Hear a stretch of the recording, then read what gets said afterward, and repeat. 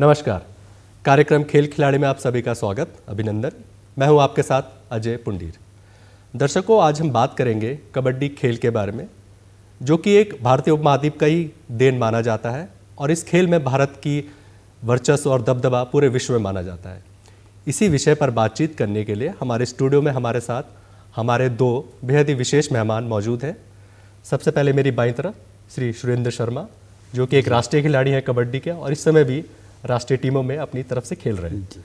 और साथ में है भरत सिंह तोमर जी, जो कि एक कबड्डी कोच है। आप दोनों का बहुत बहुत स्वागत हमारे कार्यक्रम में हमसे जुड़ने के लिए। सबसे पहले तोमर जी, मैं आपसे जानना चाहूँगा, कबड्डी खेल के इतिहास के बारे में हमें थोड़ा बताएं। सर, कबड्डी खेल ये काफ़ी पुराना खेल है। लगभग कहते हैं कि 4000 वर्ष पुराना खेल है। वैदिक काल से ये खेल खेला जाता है और श्री कृष्ण युग के समय से ये कबड्डी खेल खेला जाता है। और भारत में वैसे ईरान भी इसका दावा करता है कि ये खेल हमने शुरू किया है जी, लेकिन भारत में इसका वर्चस्व पहले आंध्रा महाराष्ट्र साइड में बहुत ज़्यादा खेला जाता था। कबड्डी ना बोल करके उस समय हुतू इसका जो वर्ड था, प्राचीन जो इसका नाम था। लेकिन धीरे धीरे लगभग जैसे बर्लिन ओलंपिक हुआ 1936 में, उसके बाद से इंडिया ने इस पे काम करना शुरू किया और ऑल इंडिया कबड्डी फेडरेशन होता था। उसके बाद धीरे धीरे इन्होंने एमेच्योर कबड्डी फेडरेशन का जब गठन किया, उसके बाद इन्होंने इसमें नियम बनाने शुरू किए और कबड्डी को बढ़ावा देना शुरू किया। इसलिए पहले मैट नहीं होते थे, अब तो काफ़ी स्टैंडर्ड का हो गया सर। जी, आपने स्टैंडर्ड की बात करी तो भारतीय उपमहाद्वीप का ही एक खेल माना जाता है। जैसे आपने ईरान का भी कहा कि ईरान भी दावा करता है, शायद इसीलिए ईरान की टीम भी बहुत अच्छी मानी जाती है कबड्डी। जी बिल्कुल। भारत, पाकिस्तान, बांग्लादेश, नेपाल ये देश तो खेलते ही हैं। बांग्लादेश का शायद राष्ट्रीय खेल भी कबड्डी है। जी। तो इसके जो कोर्ट है, इसके बारे में हमें थोड़ा बताइए, खेला कैसे जाता है। और आप बात कर रहे हैं, पहले तो ये मिट्टी में शायद खेला जाता था, लेकिन अब मैटिंग हो गई है, शूज़ हो गए हैं, तो इसके बारे में थोड़ा मैं डिटेल में बताएं। इसका जो कोड होता है 13x10 जी, 13 मीटर ये लंबा होता है और चौड़ाई ये 10 मीटर। उसके बाद चौड़ाई में 1-1 मीटर जो है लोबी होती है दोनों साइड से, ये घट जाता है और 10 में से 2 माइनस करके 8 मीटर बचता है ये अंदर, ठीक है। और 6.5 पे सेंटर लाइन, 3.75 पे इसकी बॉक लाइन होती है जी।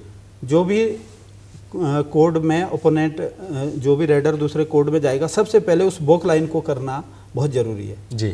उसके बाद वो सेफ माना जाता है। वो पॉइंट उधर से लाता है या उधर कैच हो जाए, उससे मतलब नहीं है।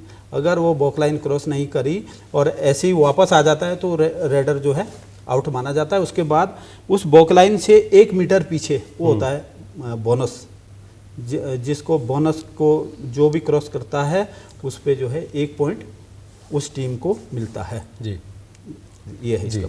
सुरेंद्र जी, जैसे कि 7 खिलाड़ियों का ये टीम गेम है और 2 खिलाड़ी इसमें 2 टीमें आपस में खेलती हैं, तो हर खिलाड़ी की हमें ज़रा भूमिका के बारे में विस्तार से बताएं कि 7 जो खिलाड़ी हैं उनमें से किस खिलाड़ी की क्या क्या भूमिका होती है। सर, ये जो कबड्डी का खेल है ये 7 खिलाड़ियों की टीम रहती है, जिसमें कि 4 खिलाड़ी हमारे डिफेंडर खेलते हैं जो अपने फील्ड में खेलेंगे, और जो हमारे 3 खिलाड़ी है वो रेडिंग का काम करते हैं। जैसे दूसरा हमारा विपक्षी टीम है वो उनकी फील्ड में खेलेगी। तो हमारी फिर 5 खिलाड़ी हमारे एक्स्ट्रा में रहते हैं। जैसे कोई खिलाड़ी चोटिल हो गया तो उनकी जगह लेने के लिए, जैसे डिफेंडर की जगह डिफेंडर लेना है और रेडर की जगह हमें रेडर लेना है। इसमें हमारा एक खिलाड़ी ऐसे भी होता है जो ऑलराउंडर के रूप में खेलता है जी। तो सर, जैसे डिफेंडर है तो डिफेंडर हमारा अपने फील्ड में खेलेगा।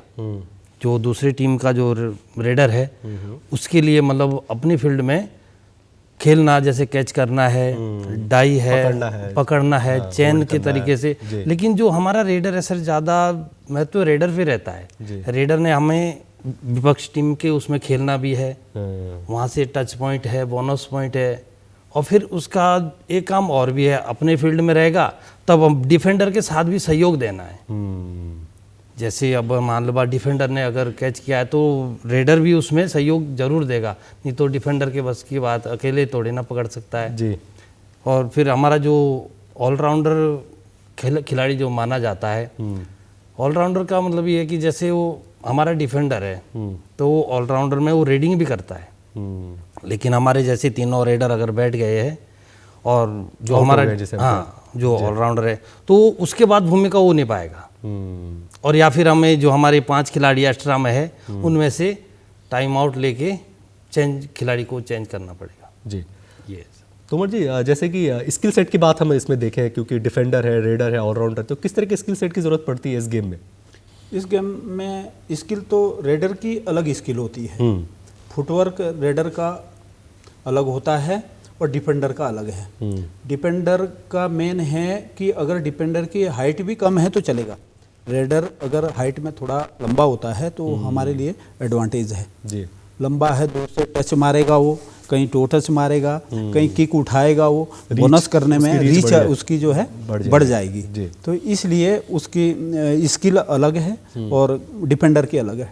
डिफेंडर का मेन ये है कि डिफेंडर तो अगर कई बार गेम फंस गया फिर उसके बाद थोड़ा सा ऑलराउंडर है, लेकिन रेडर का तो जाहिर सी बात है दूसरे कोर्ट में जाएगा, कैच भी होगा, पॉइंट भी लाएगा, लेकिन डिफेंडर का जवाबदारी है कि उसको कैसे खड़ा करना है। और आजकल तो एक ये बेनिफिट हो गया है, पहले जो गेम होता था ना उसमें कोई बोनस होती थी जी। लास्ट लाइन पे खेलते थे, वहाँ से पॉइंट लाया जाता था।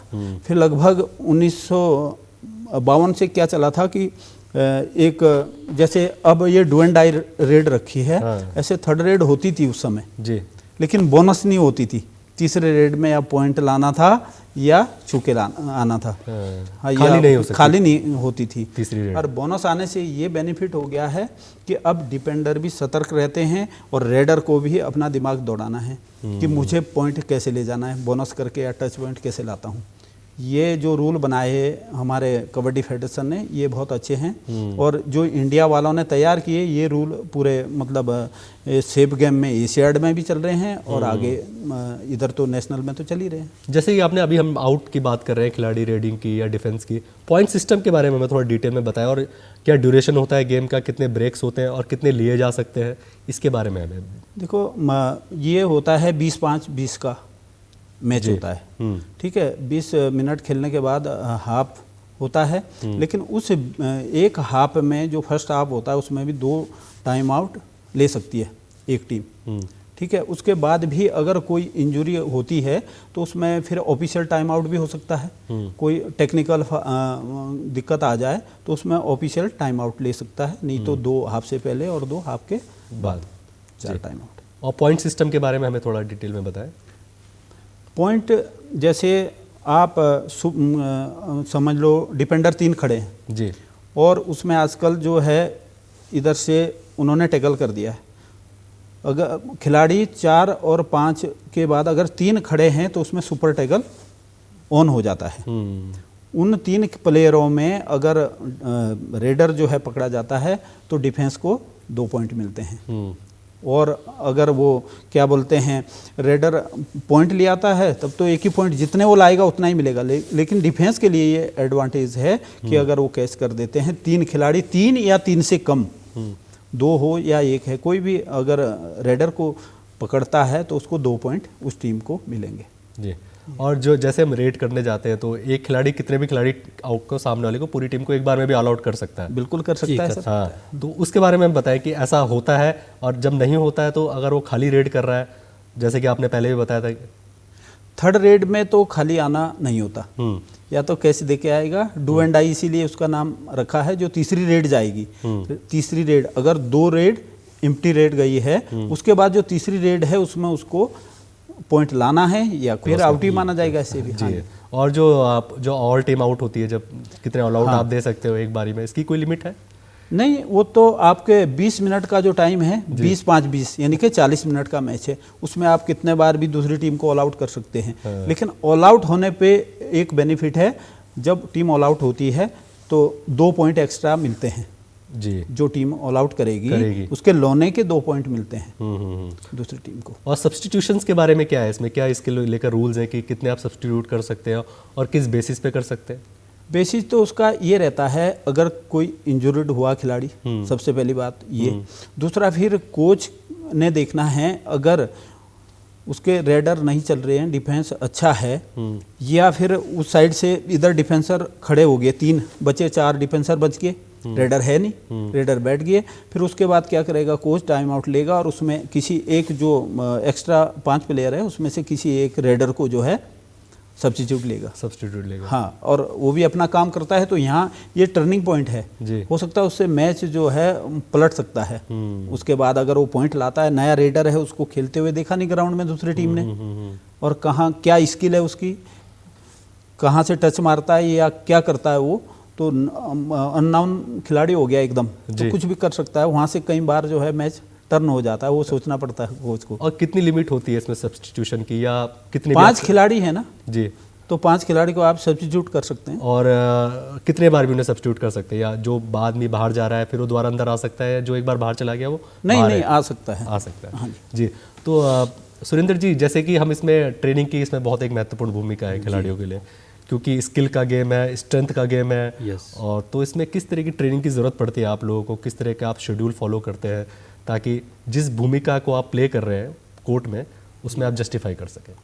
सर ये इसमें तो ऐसे रहता है, जैसे मान लो बात, हमें शुरुआत में जैसे गेम कोई आता है गेम में, तो पहले तो जैसे कोई साहब ने बताया अभी कि काफ़ी समय पहले से खेला जा रहा है ये कबड्डी का जो गेम है, तो गांव में खेलते थे और मिट्टी पे खेलते थे, पत्थरों पे, काफ़ी सख्त गेम था ये। लेकिन अब मैट पे खिलाया जाता है, और मैट पे अब सुविधा भी काफ़ी दे दी है खिलाने के लिए। तो शुरू से ही जैसे मान लो बात, बच्चा आता है तो उसे कोचिंग दी जाती है, खिलाया जाता है कि इस तरीके से खेलें, डाइटिंग का है इसमें। और फिर जैसे मान लो बात, बच्चा खेलता भी है, आता है उसमें एकेडमी में, तो सबसे पहले इन्हें क्या है कि वार्म अप किया जाता है। वार्म अप में ऐसे आपने बहुत एक महत्वपूर्ण बात बोली कि किसी भी गेम को, खास करके जो फिजिकल गेम्स है, जो कि आउटडोर गेम्स है, वार्म अप एक बहुत बड़ी बात होती है। जैसे अभी आएंगे तो अगर शुरू से हम शुरू में पहले ही आ गए और खेलने लगे तो उसमें चोटें भी ज़्यादा लगती है, चोटी हो जाता है। तो वार्म अप इसका ये है कि आधा घंटा मतलब 20 मिनट या 30 मिनट वार्म अप लेते हैं। उसके बाद जैसे कि कोई साहब है तो अपने तरीके से बताते कि जैसे डिफेंडर हो गया तो उन्हें डिफेंडर का ही काम सिखाएंगे। कोई खिलाड़ी ऐसे होता है कि ऑलराउंडर की उसमें जो खेलता है, जैसे कि हमने अभी आपको बताया था, तो वो दोनों ही चीज़ें खेल लेते हैं। लेकिन हमारा जो मेन मकसद होता है, जैसे हम खुद भी खेले हैं, मैं डिफेंडर भी रहा हूँ और ऐसे ऑलराउंडर के भूमि पर काफ़ी खेलता था मैं। तो हमारा मेन जैसे जो खेल रहता है, तो जो डिफेंडर है वो डिफेंडर का ही रोल निभाएगा, भूमिका देगा। जैसे मान लो बात, उसी की तैयारी करेगा जी। अगर मैं डिफेंडर हूँ, अगर हमारे पास एक भी रेडर है तो वो रेडर वही जाएगा, हमने खाली अपना जो कोड है वो बचाना है। अभी रेडर अगर जाएगा, अगर वहाँ से बोनस पॉइंट लाता है तो बोनस में हमें पॉइंट मिलेगा, बल्कि हमारा जो खिलाड़ी बैठा हुआ है वो नहीं उठ पाएगा, हमारे बोनस जो पॉइंट मिला है। लेकिन अगर वहाँ से टच पॉइंट लाता है तब हमारा खिलाड़ी वापस कोड में आएगा, या फिर हम अपने फील्ड में, जैसे हम डिफेंडर है, हम पकड़ेंगे तब हमारा खिलाड़ी दोबारा वापस प्लेयर के बदले प्लेयर ही मतलब पॉइंट का, अगर पॉइंट में खिलाड़ी नहीं, प्लेयर के बदले प्लेयर आएगा। जी जी, नहीं पॉइंट तो सर हमें बोनस का भी मिल जाएगा, लेकिन उसमें प्लेयर नहीं आएगा। उसमें खाली हमें क्या है, पॉइंट मिलेगा जी। पॉइंट अगर हमें खिलाड़ी को अपनी जगह वापसी लाना है तो या तो टच पॉइंट से लाना है या फिर डिफेंडर में हमें पकड़ना है। जी। तोमर जी, दमखम का एक खेल माना गया है और इसमें काफ़ी दमखम की ज़रूरत भी पड़ती है, क्योंकि हमने अक्सर देखा है आजकल जितनी भी लीग्स होती है इंटरनेशनल लेवल पे या नेशनल लेवल पे, जो टूर्नामेंट्स होते हैं, काफ़ी इंजरी के भी चांसेस रहते हैं। जैसे कि सर ने बताया कि वार्म अप के बिना आप खेलेंगे तो बहुत रिस्क है आपको इंजरी प्रोन होने का। तो किस तरह की तैयारी एज अ कोच आप खिलाड़ियों को करवाते हैं ताकि वो इन चीज़ों से दूर रहें? देखिए, सबसे पहले तो मैं एक बात आपको बताना चाहूँगा कि खिलाड़ी जो भी इस क्षेत्र में जिसको इंटरेस्ट होता है, सबसे पहले तो गेम है रुचि का। जी, ठीक है। उसके बाद जो खिलाड़ी ये कबड्डी खेलना चाहेगा, दूसरा सेकेंडली उसके परिवार वाले उसको सपोर्ट करें, क्योंकि कोच कबड्डी स्किल तो सिखा देगा, लेकिन जब वो प्रैक्टिस करके जाएगा, वो तो इतना प्रैक्टिस करवा देगा, उसको इतनी स्किल करवा देगा, थक जाएगा। थोड़ा घर में डाइट मिलेगी, और डाइट देना तो ये तो उसके पेरेंट्स की बात है। दूसरी बात, जो ये हम तो इस हिसाब से कि सबसे पहले तो फिजिकल फिटनेस, खिलाड़ी तो बन जाएगा, अगर आपका शरीर फिट है खिलाड़ी तो बन जाएगा। सबसे पहले फिटनेस फिटनेस के लिए डाइट बहुत ज़रूरी है। पहले के ज़माने में लोग ज़्यादा क्या है, चना और गुड़ यही डाइट खाते थे, फिर भी अच्छे फिजिकल फिटनेस होता था, क्योंकि उस समय खान पान का भी फर्क था। और आज के तारीख में तो खान पान का उतना वो नहीं है, लोग ये प्रोटीन वगैरह इस टाइप की चीज़ें यूज करते हैं, सप्लीमेंट्स लेते हैं। तो आज के तारीख में मैं बता रहा हूँ, अगर परिवार का सपोर्ट है और किसी, आजकल तो इतनी एकेडमी हो गई कि पूरे हिंदुस्तान में अच्छा प्लेटफॉर्म मिला है सभी प्लेयरों को कबड्डी के क्षेत्र में। नहीं तो कबड्डी सबसे डाउन में था, लेकिन आज के तारीख में जो है बहुत अच्छा प्लेटफॉर्म, जैसे प्रो ही देख लीजिए आप जी, करोड़ों में बोली लगती है। कभी सोचा भी नहीं होगा, हमारे टाइम ऐसा नहीं था। हम तो वो मिट्टी के ग्राउंड में ही खेलते थे और उसमें ही फट्टी मारना, पानी मारना और खेलना। आज मैट पे खेल रहे हैं। हालांकि जो कंटिन्यू प्रैक्टिस रहेगी उसमें सबसे पहले फिजिकल फिटनेस, जैसे एक फौज में तैयारी होती है, ट्रेनिंग होती है, उस तरीके का जो इनका फिटनेस के लिए इनका जो भी रूटीन वर्क होता है, लगभग कभी क्रॉस कंट्री हो गई, कभी ग्राउंड का वर्क, ये खिलाड़ी एकदम तैयार नहीं होते, सालों लग जाते हैं इसमें ना।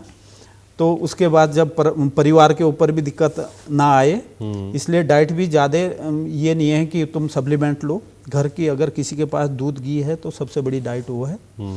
दूसरा, बच्चा जो गेम में जाएगा, आपने हमारे पास या किसी भी एकेडमी में कहीं भी कोचिंग के लिए जाता है, इतना थक जाएगा शाम को ना। वो आजकल मोबाइल का ज़माना आ गया, ना तो मोबाइल में लगा रहेगा, जाएगा खाएगा और एकदम सो जाएगा, सुबह टाइम से उठ जाएगा।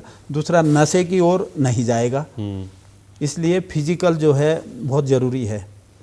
जी, आपने फिटनेस की बात करी कि मतलब कोई भी गेम हो, चाहे वो कबड्डी हो या कोई भी फिजिकल गेम हो, तो उसमें फिटनेस के एक बहुत बड़ा मापदंड जो आजकल सेट हो भी गया है, वो तो चल ही रहा है। जैसे आप देख रहे हैं कि फिट इंडिया है, यूनिवर्सिटी गेम्स है, खेलो इंडिया है जी। इस तरह के प्रोग्राम गवर्नमेंट की तरफ से भी काफ़ी सपोर्ट मिल रहा है जी। प्रो कबड्डी लीग की आपने बात करी, सुरेंद्र जी, मैं आपसे जानना चाहूँगा, आपकी राय में प्रो कबड्डी लीग को आप कैसे देखते हैं? किस तरीके से ये कबड्डी को भारत में या पूरे विश्व में पहचान दिला रहा है? सर, जैसे प्रो कबड्डी है तो ये एक बहुत ही अच्छा और ऐसा गेम है कि जिससे खिलाड़ियों के अंदर रुचि आई है। अभी हम जैसे पहले कबड्डी खेलते थे तो कुछ समय बाद इसमें काफ़ी खेल में डाउन आ गया था, डाउन हो गया था ये खेल, क्योंकि कोई खेलता ही नहीं था। अगर खेल भी रहा है तो कोई आगे पहचान ही नहीं है खिलाड़ी की, कबड्डी भी कुछ खेल है। लेकिन प्रो के बाद ऐसे हुआ, जब से प्रो चला है कबड्डी, तो उसके बाद हर खिलाड़ी में मतलब वो एनर्जी टाइप की, जैसे एक तजुर्बा या मुझे खेलना है। हाँ, तो सर मतलब मुझे भी उस प्रो कबड्डी लीग में खेलना है, इसी को लेकर एक इंस्पिरेशन आ जाती है। यस सर जी, इस तरीके से, क्योंकि प्रो के बाद हमने देखा है सर, हमने भी जब खेला था बीच में काफ़ी खेल मतलब डाउन हो गया था ये कबड्डी गेम। लेकिन अब जब से प्रो चला है तब कहीं जगह हमारे जैसे जौनसार बावर में ही है तो 2-3 एकेडमियाँ हैं कबड्डी की। तो हर खिलाड़ी कोशिश करता है कि हम भी खेलें, प्रो के लिए जाएं, और फिर स्पोर्ट कोटे की जो भर्तियाँ होती है उसमें पार्टिसिपेट करें, मतलब अपना वो दें। उमर साहब, करियर प्रोस्पेक्ट्स की बात करी है सुरेंद्र जी ने, क्योंकि वो एक खिलाड़ी है तो उन्होंने चीज़ें देखी होंगी, और जब वो खेलना शुरू किए होंगे तो कहीं ना कहीं हर किसी के दिमाग में रहता है कि करियर अगर इसको हम बनाएं तो किस तरीके से हम करियर है इसमें, कैसे प्रोफेशनल बन सकते हैं? जी बिल्कुल कैरियर है इसमें। पूरे हिंदुस्तान में, चाहे वो पैरामिलिट्री हो, चाहे स्टेट का कोई भी डिपार्टमेंट हो, स्टेट पुलिस हो, हर जगह जो है स्पोर्ट कोटे की कबड्डी की वैकेंसियाँ आती है। लगभग बाहर क्यों जाऊँ, जो उत्तराखंड पुलिस की जो टीम है, लगभग ये सारे जो भी प्लेयर्स हैं ये सारे स्पोर्ट कोटे से ही भर्ती हुए हैं। लेकिन जब उनके पास स्टेट खेला हुआ था या नेशनल का सर्टिफिकेट हो तो वो भी बहुत मायने रखता है, क्योंकि कहीं भी अगर ये वैकेंसी निकलती है स्पोर्ट कोटे की तो उसमें नेशनल या स्टेट का सर्टिफिकेट मांगेंगे। दूसरी बात, जैसे आपने बताया अभी प्रो की जो चर्चा की है जी, प्रो में जाने के बाद ये जो भी हमारी फेडरेशन है उसको इंडिया टीम को सेलेक्ट करने में ज़्यादा समय नहीं लगता, क्योंकि पूरा देश देख रहा है, बल्कि कई देश देख रहे हैं कबड्डी, तो उसमें से सबके नज़र में आ जाता है कि ये जो है इंडिया टीम का प्लेयर बन सकता है, चाहे वो रेडर हो, चाहे वो डिफेंडर हो, ऑलराउंडर हो, कैसे भी हो। तो प्रो से तो बहुत बेनिफिट हुआ है और कैरियर है इसमें। इसमें रेलवे के कम से कम 25-30 प्लेयर रेलवे के हैं, 25-30 प्लेयर ये इनकम टैक्स के हैं, कोई किसी फोर्स पुलिस का है, आर्मी के हैं। ऐसा नहीं है, ये स्पोर्ट कोटे से भर्ती होके तब प्रो तक पहुँचे हैं। जी सर। तो प्रो कबड्डी लीग की बात हुई, करियर की बात हुई, प्रॉस्पेक्ट्स की बात हुई। अब एज अ कोचिंग की हम बात करें, जैसे आप एज अ कोच जब आपके पास एक बच्चा आता है कि मुझे कबड्डी खेलनी है, जी, तो आप उसके अंदर क्या देखते हैं या उसके अंदर क्या ढूंढने की कोशिश करते हैं कि ये प्लेयर बन सकता है, ताकि उसको झूठी एक वो भी ना मिले कि नहीं जी, अगर जी, आप जी, जी, इसके लिए फिट नहीं, आप किसी और गेम में जाए, ये भी एक जरूरी है कोच के लिए बताना। बिल्कुल सही बात है जी। देखो, हमारे पास कबड्डी क्या है, सबसे सस्ता गेम है और तकरीबन जो किसान लोग हैं उनके बच्चे या थोड़ा सा गरीब जो जनरेशन है वही कबड्डी के लिए जो है सबसे पहले कोशिश करेगा कबड्डी खेलने के लिए, क्योंकि इसमें खर्च बिल्कुल भी नहीं है। मिट्टी के ग्राउंड पे या मैट तो हर जगह नहीं है। खिलाड़ी हमेशा पहले मिट्टी पर ही बनता है, चाहे मैं हूँ या कोई भी एकेडमी कोई भी कोचिंग दे, तो सबसे पहले मिट्टी में क्या है, लिगामेंट जो है मजबूत रहता है। मैट पे कंटिन्यू प्रैक्टिस नहीं हो सकती, ये खाली टूर्नामेंट में या हफ्ते में एक आधे बार आप खिला सकते हैं। अगर कंटिन्यू रखोगे तो ये लिगामेंट जो है दिक्कत करेंगे आपके। तो हमारे पास जो आएगा सबसे पहले तो देखेंगे उस प्लेयर की या उस बच्चे की बॉडी लैंग्वेज कैसी है। हालांकि जो भी कोच होगा उसको देखना चाहिए कि ये हाइट कैसी है, इसकी ग्रोथ कैसे करता है, इसका फुटवर्क कैसा है। लगभग 3 महीने तो उसको फिटनेस के लिए लग जाते हैं। बेसिक स्किल तो हर प्लेयर को सिखाया जाता है जी, ठीक है, चाहे वो डिफेंडर हो या रेडर हो। उसके बाद जैसे फिटनेस होती है, फिर सारे स्किल के बाद उससे डिफेंस में भी खड़ा किया जाता है। रेडर की भूमिका भी उसको निभाने के लिए बोला जाता है कि रेड करो भाई, आप डिफेंस में खड़े हो जाओ। तो कहाँ वो फुटवर्क उसका कितना फास्ट है, कहाँ एडजस्ट होता है, लगभग 3 महीने बाद फिर उसको वो सलाह दी जाती है। मैं ये छोटे स्तर से बात कर रहा हूँ, जब बच्चे की उम्र कम है। जब प्लेयर तैयार हो गया फिर तो उसको कोई भी मतलब कोई भी विभाग उसको ले लेगा, उसके पास क्वालिटी है। लेकिन मैं छोटे स्तर से बोल रहा हूँ, उस समय ये देखने की ज़रूरत है कि ये रेडर बन सकता है, डिफेंडर बन सकता है। तो आप जैसे हम प्रैक्टिस की बात करते हैं सुरेंद्र जी, तो किस तरह की प्रैक्टिस का आप शेड्यूल फॉलो करते हैं? क्या टाइम टेबल रहता है आपका सुबह शाम का, अगर किसी बड़े टूर्नामेंट की आपको तैयारी करनी है या स्टेट को रिप्रेजेंट करना है? सर टाइम टेबल तो हम जैसे सुबह का हो गया या शाम का, लेकिन हमारा जो समय रहता है दोनों ही टाइम रहता है सर, सुबह और शाम जी। तो इसमें हम समय दे देते हैं बच्चे को, क्योंकि ऐसा है उन्होंने भी स्कूल भी जाना है, घर से कहीं से दूर से आना पड़ता है, तो उनका एक समय बना देते हैं कि आपने इस समय तक हमारी एकेडमी पहुंचना है। तो क्या होता है कि जैसे ही पहुंचेंगे उसके बाद अपने समय के अनुसार उन्हें तैयार किया जाता है। और जैसे मान लो बात हम ग्राउंड में पहुंचे तो ज़रूरी नहीं हम पहले ही उन्हें ग्राउंड में खिलाने के लिए नहीं उतारते जी। हमारा जो रूल रहता है, पहले ग्राउंड को बनाएंगे। जैसे पहले कल का खेला हुआ मैच है तो ग्राउंड से तो उसे बंद करना पड़ता है। एक हमारे पास वो तसीला टाइम कटिंग करके तो उसे मिटा के वापस प्लान करना है। दोबारा से दूसरे दिन सुबह आएंगे, बच्चों को ग्राउंड में दिखाएंगे जी, ताकि उन्हें ग्राउंड का पता रहे कि कितने बाई कितने का ग्राउंड बनता है, कितने बाई कितने में लेंथ डालनी है। तो उससे क्या है, खिलाड़ी खेलता भी है और पता भी चल जाता है कि किस मतलब आकार में बनाना है और कितना ग्राउंड बनाना है। तो तुमर साहब, मेंटल एक फिटनेस की हम बात आजकल हमारे काफ़ी समय से चर्चाओं में है कि खिलाड़ियों में फिजिकल फिटनेस तो वो अचीव कर लेते हैं कुछ सालों बाद या कुछ समय की ट्रेनिंग के बाद। मेंटल फिटनेस कितनी ज़रूरी है इस गेम के लिए या किसी भी गेम के लिए, और वो किस तरीके से उसको एक प्लेयर बनाने में मदद करती है? देखो, मेंटल इसमें मैं बता रहा हूँ कि दिमागी तौर पे कबड्डी के प्लेयर को बहुत फिट होना चाहिए जी। क्योंकि आप देखिए, एक रेडर रेड करने जा रहा है, उसको 7 खिलाड़ियों को देखना है और 7 खिलाड़ी ये देखते हैं, क्विक माइंड रहता है ना कि इसका एक्शन क्या हो सकता है, इसका ये एक्शन होगा तो हमारा क्या रिएक्शन होगा, इसने ये एक्शन किया हमने काउंटर एक्शन करना है। कोई थाई में रेडर के थाई में चला गया, कोई भी डिफेंडर है थाई होल्ड कर लिया, लेकिन उस रेडर के दिमाग में पहले ही माइंड सेटअप है थाई में घुसेगा तो थाई का काउंटर एक्शन क्या है जिससे बचा जा सके। ये बहुत पहले की तरह गेम नहीं रहा, ये बहुत दिमाग का गेम है। जी जैसे कि साइंस एंड टेक्नोलॉजी भी इसमें इन्वॉल्व हो गया है, अब काफ़ी हर प्लेयर को उसकी खूबियाँ, उसकी जो कमजोरियाँ हैं वो भी बताई जाती है मैच होने के बाद, क्योंकि कैमरे में सब रिकॉर्ड है, उसके बाद आपको दिखाएंगे कि आपने ये गलती करी थी, ये इस तरीके से इसको सुधारा जा सकता है। तो इस तरीके से कैसे स्ट्रैटेजी बनाई जाती है किसी मैच को लेकर? मैच को लगभग इंडिया में जितने भी प्लेयर हैं और जितने भी टीमें हैं, चाहे कोई से विभाग की है या किसी कोई प्राइवेट एकेडमी की या किसी की भी है, तकरीबन जो प्लेयर स्टेट या नेशनल में जाते हैं काफ़ी उनका लेवल ऊंचा होता है। उसके बाद क्या होता है कि उनको सारा पता होता है। अब जैसे पता लग गया कि ये सुरेंद्र सिंह जी अच्छे प्लेयर हैं, उसके कैच की क्या स्ट्रेटेजी बनानी है ये कोच पहले बताएगा उनको। टाइम आउट के दौरान ये बता देगा कि ये रेडर आएगा तो इसको कैसे फ्लॉप करना है, इसकी कैच कैसे बनानी है, थाई में घुसाना है या इसको बैक पे जाएगा कॉर्नर या आगे से रनिंग चेन मारेगा। तो ये कोच को पहले ही बताना पड़ता है उस दौरान, क्योंकि कोच हर समय प्लेयर को जब टीम खेल रही होती है गाइड नहीं कर सकता, क्योंकि इस दौरान भी टेक्निकल पॉइंट दिया जाता है। हाँ, ड्यूरिंग द मैच कोच जो है कोचिंग नहीं देगा, खाली टाइम आउट जब लिया जाता है उसी समय, और नहीं तो जो एम्पायर खड़े होते हैं वो टेक्निकल पॉइंट दे देगा विपक्ष टीम को। जो नवयुवक है, जो खिलाड़ी इसमें आना चाहते हैं, उनके लिए एक एक लाइन में कुछ एक संदेश या उनको सलाह दे दीजिए ताकि वो भी अपने आप को उस लेवल पे पाए कि हम भी या किसी नेशनल टीम में या स्टेट टीम में पहुंचे। पहले तो सर क्या था कि कोचिंग नहीं मिलती थी, एकेडमियाँ नहीं थी।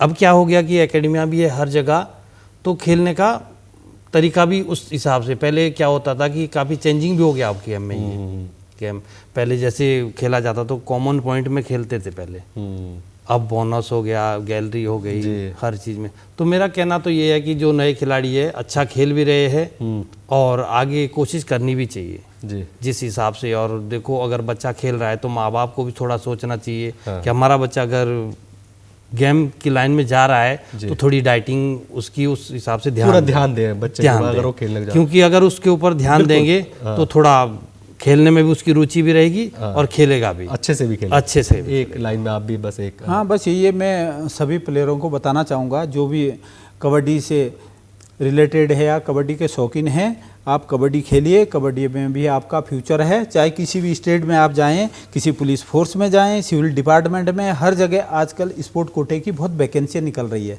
तो इसलिए सबको कहना चाहूँगा करियर को लेकर निश्चिंत रहें। हाँ, करियर को लेकर निश्चित रहें, लेकिन खेलना है, अगर कोई भी खेल खेलना है तो उसको खेलना है, ना कि टाइम पास करना है।